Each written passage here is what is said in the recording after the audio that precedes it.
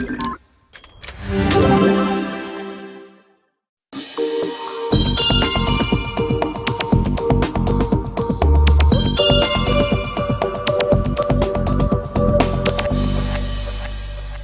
to Education Update. I'm Rafael P. Roman. It's become an accepted part of the American education system. What our children learn depends on which state they live in. In 2010, a coalition of states and education experts set out to change this with the new Common Core State Standards for English and Math, which more than 40 states have now adopted. In this episode, we'll look at the Common Core State Standards for English Language Arts and Literacy and what they'll mean for our nation's schools. For decades, it was up to local school districts to come up with standards, the set of expectations of what kids need to know and be able to do. This meant thousands of different sets of standards that varied widely, and experts say, led to disparities in achievement.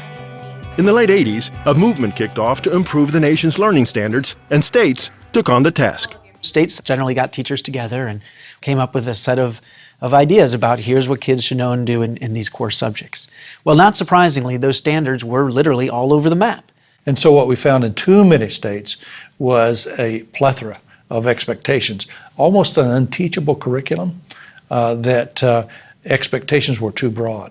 Not only were many state standards too broad to teach, a problem experts call a mile wide and an inch deep, they also varied considerably. Because standards vary so much from state to state, a young person might leave Memphis and move to Boston and suddenly realize upon arriving in Boston that he or she is in fact not ready for college. So it began to become apparent that we had very different expectations for students from state to state for no particularly good reason. These different expectations in each state presented a problem when the No Child Left Behind law began holding states accountable with tests based on the different standards. Experts say instead of improving student performance, it created an incentive to make tests easier and expectations lower. And what became clear is that we had a charade. In most states, we were telling parents that their children were doing just fine. They were passing the test. They were proficient, according to the state, in English and math. But then those same kids would go on to college and have to take remedial courses because they weren't prepared at all. Far too many students who are in remediation never get out. And for those students, the possibility of a good-paying job that can support a family or full-fledged citizenry in which they participate as a full member of our democracy is scarce and limited. In 2009, the National Governors Association and the Council of Chief State School Officers launched an effort to come up with one set of standards for all states. The Common Core State Standards were released in June 2010. More than 40 states have now agreed to replace their English and math standards with the Common Core by 2014, when new state assessments are expected to be introduced. Susan Pimentel, a consultant and standards expert, and David Coleman, who founded the education think tank Student Achievement Partners, led a team of about 70 teachers and experts who spent a year writing the new standards for English language arts and literacy. They are broken into 4 main content categories: reading, writing, speaking and listening, and language. Each section begins with something called the College and Career Readiness Anchor Standards, broad standards defining what kids should know and be able to do to be successful in college and on the job. These standards correspond one-to-one with the specific content standards that follow. We've heard from teachers around the country that have been looking at the standards that it keeps a focus for them about what it is they're preparing students for. So even if I'm a third grade teacher, wow, I have a role to play here in preparing students for college and career readiness. So there's a place there to really keep the focus on where it is I'm heading and what it is I'm preparing my students for. The content standards begin with that most fundamental of skills, reading. The anchor standards here emphasize reading closely, making logical inferences, citing specific textual evidence, and reading complex texts. A key concept, experts say, we have not been getting right in the classroom. What's been happening is that the reading that we've been asking students to do all the way along and in high school has begun to go down, but the reading that we ask for students to do in college and then if they get into their careers has actually stayed steady or gone up, and the difference is wide. Another big shift in the reading standards, more nonfiction. Experts say that while literature like fiction and poetry is important, kids must also be reading informational texts. When you look at what students actually read and what we read as adults and when we graduate and are on careers and jobs and just in life, is about 80% of what we read is informational text. Students need to be able to read technical writing, as well as historical and scientific writing, as well as literature and literary writing. It's for this reason that there are two sets of reading standards across all grades: reading literature and reading informational text. Things like essays, news articles, and historical documents. By fourth grade, at least half of students' reading should be informational, and by high school, at least 70%. And the responsibility for teaching all this doesn't fall just on English teachers. The standards call for literacy and writing to be taught across all disciplines: history, social studies, science, and technical subjects. There is no way we will break the barrier of 8th grade reading scores in this country being flat for decades unless science and history teachers are full partners in demanding that students read and write to gain knowledge in their disciplines. 19th century European imperialism in Africa resulted... David Riesenfeld is a social studies and history teacher at Robert Wagner High School in Queens, New York. He started working with the Common Core Standards for Literacy as part of a citywide pilot. We're looking at how to work specifically on kids reading more complex text. So we started by looking at the concept of finding textual evidence in primary and secondary sources. To prepare for today's history class, a debate on European imperialism in Africa, his 10th graders studied photos and illustrations from an eyewitness book on Africa, read an essay by 16th century social reformer Bartolomé de las Casas, and read excerpts from the novel Things Fall Apart by Chinua Achebe, a complex text recommended in the Standards Appendix.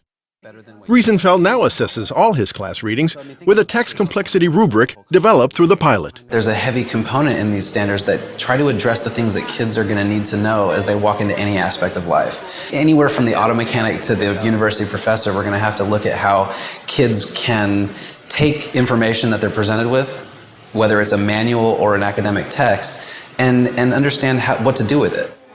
The ability to read well connects directly with the ability to write well, which is the next section of the Common Core Standards. Here again, experts say the type of writing kids have traditionally done is not preparing them for life after high school. Today, in the American high school, the most popular forms of writing are likely a narrative of your own experience and a narrative of your own opinion. When's the last time, an employer asked one of us to write a story about ourselves? No, they ask us to read something and then write about it. What you have to be able to do is show what you can argue based on evidence and show that you can convey complex information clearly. The anchor standards for writing emphasize writing arguments, writing informative and explanatory texts, drawing evidence from text to support analysis, and assessing the credibility and accuracy of sources, something Jill Lee, an English teacher at Hillcrest High School in Queens, New York, is working on today. How do you know what he's saying is real or not? Lee's students are preparing to write an argumentative essay by reading informational texts, including a New York Times column about the role of social media in the Middle East uprisings and a report on media use among kids and teens. The biggest increases are in TV and video game use. One of the things that we noticed about our high school kids is that we're not preparing them for college. They need to know how to read sources, they need to know how to independently research papers, and they need to know how to write a proper paper. It is really important for them to know, number one, that there are various sources. Some are reliable and some are not, and they need to independently be able to determine that. If you look at the standards throughout, the core of them is evidence. The core of them is having mastery of the evidence when you're reading, when you're writing, as well as when you're speaking and listening. Speaking and listening is the next section of the Common Core State Standards. The anchor standards here emphasize participating in a range of conversations and collaborations, expressing ideas clearly and persuasively, and adapting speech to a variety of contexts. The strands of speaking and listening require a student to build the ability to share evidence, not only in formal ways, like a formal presentation, but in everyday conversation. You guys can turn to page 12. At Fillmore Academy in Brooklyn, New York, also a Common Core pilot school, 7th grade students are conducting a conversation based on an article they read about child marriage in Afghanistan. The most recent UNICEF study found that 43% of Afghan women were married before age 18. Once they were sold, the girls were considered as property. Child brides are also at greater risk for domestic violence. Teacher Rosemary Cantelmo thinks this type of work will go a long way towards preparing her kids for the real world. Well, they'll be in a situation where they have to interact with people. It's not only going to be them and a book. You go into business and you need to, sit at a meeting. You need to be, how to cite your information and not just talk randomly. This is a life experience to be socially adept in conversation. The final section is language. The anchor standards here emphasize a command of the conventions of standard English, knowledge of language, and vocabulary acquisition and use, especially academic vocabulary. Susan Pimentel says there was some disagreement about whether to include a separate section just for language. We took some heat on that, but we thought it was important enough because we hear from the business community who say grammar and conventions are important. I'm not going to hire somebody if a letter is filled with mistakes.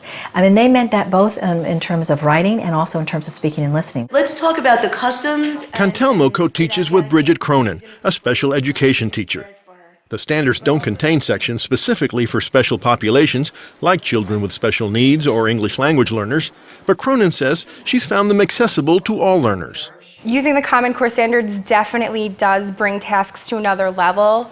All students, whether they're struggling or they're the top of the class, they're able to accomplish these standards. It's just the means of getting there that may be different.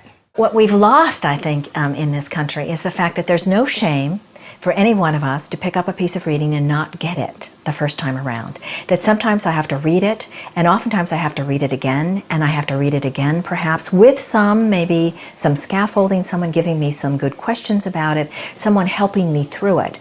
I happen to believe there's genius in every child, and it's our job as educators to find that and to nurture that. States are allowed to add 15% more content to the standards. For example, New York added a section for pre-kindergartners and standards to reflect the cultural diversity of the state. John King is a New York State Education Commissioner. Now, why is it important to allow states to add some of their own content to the standards? Doesn't that defeat the purpose? The standards effort, I think, wanted to be respectful of state differences and state autonomy, make sure that the standards ultimately reflect what local leadership in each state feels is best for students. And I think over time, if states arrive at additional standards that make a real difference for students, other states will learn from that example. In many ways, the hard work is just now getting underway, as states, districts, and schools restructure their curricula and instruction before 2014, when new exams aligned with the Common Core are expected to go into effect.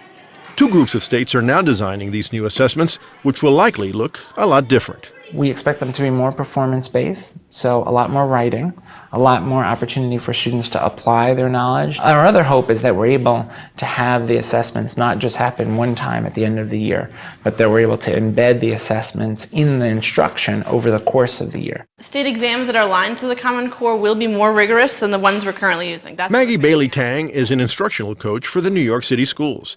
She's helping prepare teachers and administrators for the new standards and the new exams. She says she's hearing some anxiety. They're worried. They're worried they're not going to be ready in time for the state tests when they change in 2014. They're a bit overwhelmed.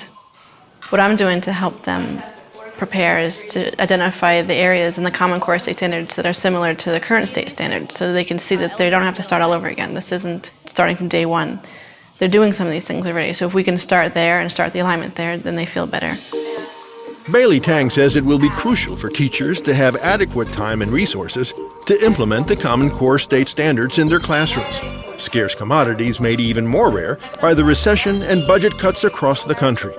But despite the challenges, supporters say we need to move forward. What's at stake if we don't get this right? I think our economic future as a country and the future of our democracy. At some level, we can't sustain our current level of prosperity unless our graduates are competitive with the graduates of high schools all across the world. I think we ought to have, across the education sector, an incredible sense of urgency about that.